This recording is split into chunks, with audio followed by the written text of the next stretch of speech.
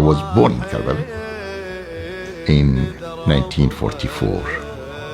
And when I was 7 years old, with my parents, we moved to Najaf. I studied in Najaf. So the memory of that land, especially when I used to later on, when I was 15, 16, go on foot from Najaf to Karbala, 8th of Muharram, to arrive after 26 hours in Karbala, the night of Ashura. I consider that as one of the greatest memories. Always I keep there.